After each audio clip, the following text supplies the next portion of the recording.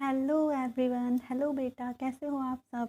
I hope आप लोग अच्छे से पढ़ाई कर रहे होंगे, नीट की प्रिपरेशन कर रहे होंगे। एकदम मतलब जुट जाइए, एकदम लग जाइए नीट की प्रिपरेशन के लिए।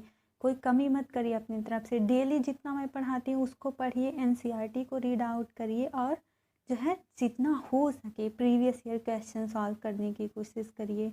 आप लोगों के पास बुक तो होगा ना नीट का। तो जो आईआईटी वाले बच्चे हैं वो आईआईटी के लिए फ़िलहाल तो ये मैं बायोलॉजी से पढ़ा रही हूँ, तो ये हमारे नीट के बच्चों के लिए है।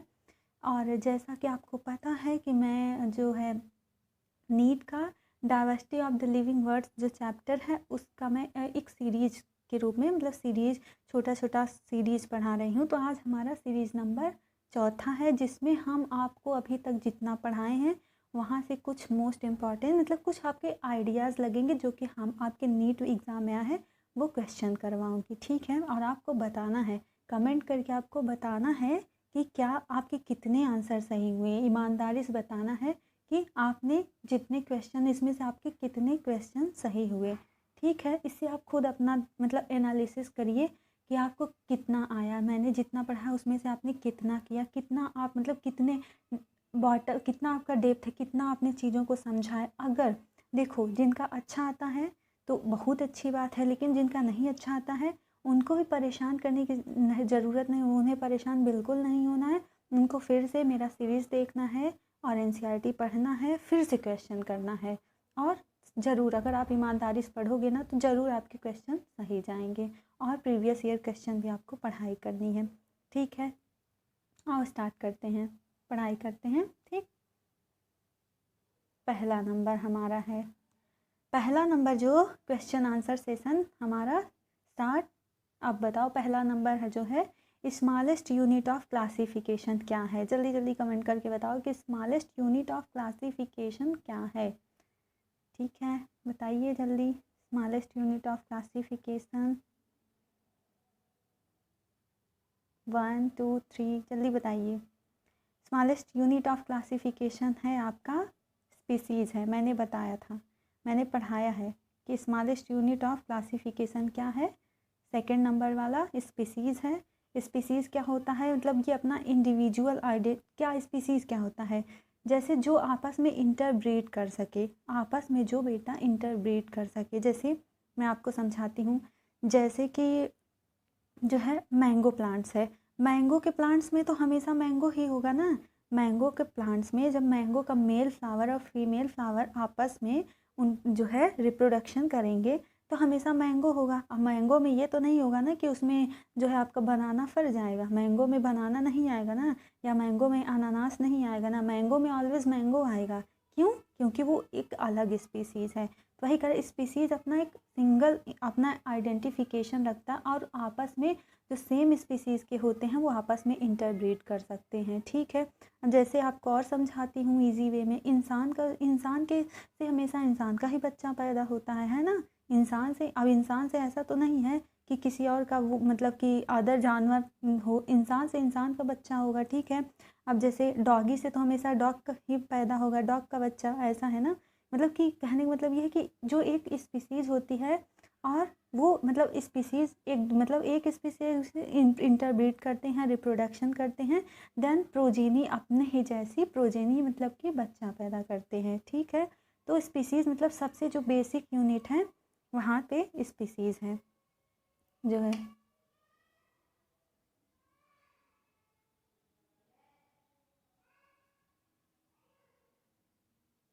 हाँ बेटा, तो अब आओ क्वेश्चन नंबर 2 पे। आपने स्पीसीज़ को तो समझ लिया ना। स्पीसीज़ क्या है, बेसिक यूनिट ऑफ मतलब किसी भी क्लासिफिकेशन का जो बेसिक यूनिट होता है वो आपका होता है स्पीसीज़ होता है। क्या होता है स्पीसीज़, और स्पीसीज़ कौन होते हैं, जो आपस में इंटरब्रीड कर सकें, मतलब कि आपस में रिप्रोडक्शन करके अपने ही जैसी प्रोजेनी मतलब थोड़ी बहुत उनसे डिफरेंट हो, मतलब अपनी एकदम सेम टू सेम नहीं, मतलब उतने से मिलती जुलती, ठीक है। अगर सेम टू सेम हो जाएंगे तो उनको क्लोन कहते हैं। क्या कहते हैं? क्लोन कहते हैं। जैसे अमीबा से जैसे अमीबा की तरह होता है उसको क्लोन कहते हैं। इसके बारे में डिटेल में आपको 12th क्लास की जब पढ़ाऊँगी एनसीईआरटी तो वहाँ पे बताऊँगी। अभी बस इतना जानो कि अपने ही जैसी प्रोजेनी, ठीक है, जो पैदा करता है वो कौन होता है, स्पीसीज होता है। कैसे करता है? इंटरब्रीड करके, ठीक। अब आओ आप सेकेंड नंबर पे। सेकेंड नंबर क्या कह रहा है कि manual are useful in providing information. Manuals जो होता है वो ये एनसीईआरटी के सब क्वेश्चन है और आपके एग्ज़ाम में पूछा गया है, मैं वही सब करवा रही हूँ। तो जो मैनुअल्स होता है कह रहा है कि यूजफुल इन प्रोवाइडिंग इन्फॉर्मेशन। तो आज जल्दी से कमेंट करके बताइए आपके क्या है, इसका राइट आंसर क्या होगा। आइडेंटिफिकेशन ऑफ प्लांट स्पीसीज या एनी वन टैक्सॉन या फिर index of plant species in particular area या फिर books related to botanical title. जल्दी बताओ, जल्दी बताइए। ओके, इसका राइट आंसर है ए। इसका राइट आंसर है ए कि जो मैनुअल होता है वो आइडेंटिफिकेशन ऑफ प्लांट्स स्पीसीज, जो मैनुअल तैयार किया जाता है वो किसी भी प्लांट के स्पीसीज़ को, जैसे कि मैनुअल में क्या होता है, जैसे कि हम ये आइडेंटिफाई करेंगे कि ये नीम का पौधा है कि आम का पौधा है, मतलब ठीक है कि क्या टर्मरिक है, हल्दी का पौधा है, मतलब जिंजर प्लांट्स किस चीज़ का प्लांट्स है, तो मतलब किसी भी प्लांट से ऐसा नहीं कि मतलब छोटे से लेके बड़े तक कौन सी प्लांट की स्पीसीज है, ये हम आइडेंटिफाई करते हैं। किससे आइडेंटिफाई करते हैं? मैनुअल से। ठीक, अब आओ थर्ड नंबर पे। थर्ड नंबर क्वेश्चन देखिए, एक minute. Third number question number 3। Question number 3, family is placed between, कह रहा है फैमिली किसके बीच में प्लेस्ड है। तो याद करो मैंने पढ़ाया था क्लासिफिकेशन में, सबसे पहले क्या होता है किंगडम, फिर फाइलम। रुको मैं लिख देती हूँ, ऐसे होता है किंगडम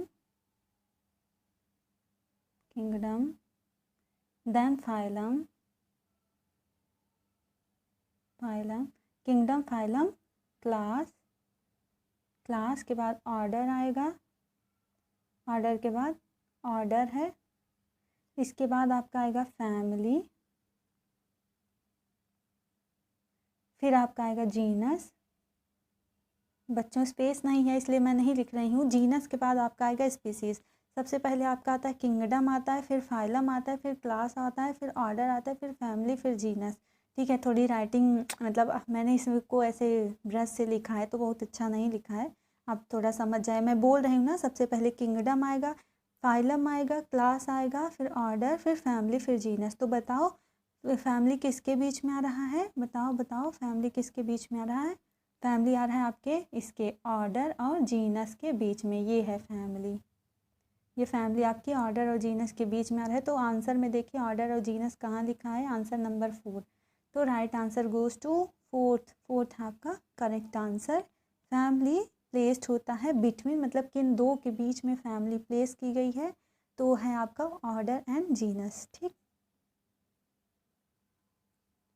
आओ देखते हैं क्वेश्चन नंबर 4। क्वेश्चन नंबर 4, एक मिनट। क्वेश्चन नंबर 4 कह रहा है क्या which of the following system classification based on grass morphological. Grass morphological मैंने बहुत अच्छे से बताया था। ग्रास मतलब बस पूरा मॉर्फोलॉजिकल कैरेक्टर। कौन सा ऐसा क्लासिफिकेशन था जिसमें पूरा morphological character, plants, root, stem, leaves, fruits, flower, sepals, petals, मतलब सबको ले रहा था। ग्रास मतलब सबका सब, पूरा का पूरा सब मॉर्फोलॉजिकल कैरेक्टर्स को ले रहा था। मैंने बहुत अच्छे से बताया था। बताओ और इतना हिंट दे रही हूँ कि वो मोस्ट एक्सेप्टेड है और हर जगह उसी का दिया जाता है क्लासिफिकेशन, मैंने पढ़ाया है। आप मेरी सीरीज़ में देखोगे मैंने पढ़ाया है कि मोस्ट एक्सेप्टेड है, हर जगह वही क्लासिफिकेशन पढ़ाया जाता है। जल्दी आंसर बताइए, कमेंट करिए, बताइए बेटा क्या होगा राइट आंसर। इसका राइट आंसर है आपका नेचुरल, और इसको दिया किसने था, बेंथम एंड हुकर ने। किसने दिया था, बेंथम और हुकर ने दिया था नेचुरल सिस्टम ऑफ क्लासिफिकेशन। इसमें क्या होता है, ग्रास मॉर्फोलॉजी पर प्लांट्स की पूरी ग्रास मतलब पूरा ग्रास मीन्स टोटल, लगभग सब, पूरा, ऑल मॉर्फोलॉजिकल कैरेक्टर,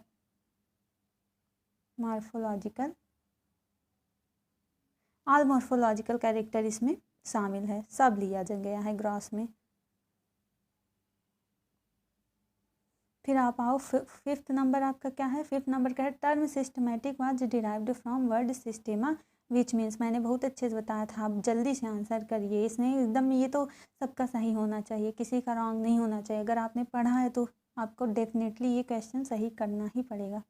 आंसर करिए, आंसर करिए बेटा। इसका क्या होगा? टर्म सिस्टमेटिक का इसका मतलब क्या है और किस वर्ड से डिराइव किया गया है? एग्ज़ाम में कई बार ये सब रिपीटेड क्वेश्चन है, बहुत बार नीट में पूछा जाता है। बताइए। इसका राइट आंसर आपका 2, लैटिन से। किससे? टर्म सिस्टमेटिक को लैटिन से लिया गया है और इसका मतलब है सिस्टमेटिक अरेंजमेंट। इसको तो आप ऐसे भी कर सकते हैं, सिस्टेमा है मतलब सिस्टमेटिक अरेंजमेंट से है ना, लेकिन लिया गया किस में? लैटिन। लैटिन ग्रीक में कभी कंफ्यूज मत होइएगा, याद रखिएगा लैटिन। लैटिन किससे? लैटिन। ठीक है, लैटिन से ओरिजिनेट हुआ है, लिया गया है। अब 6 नंबर पे देखो, 6 नंबर आपका क्या कह रहा है?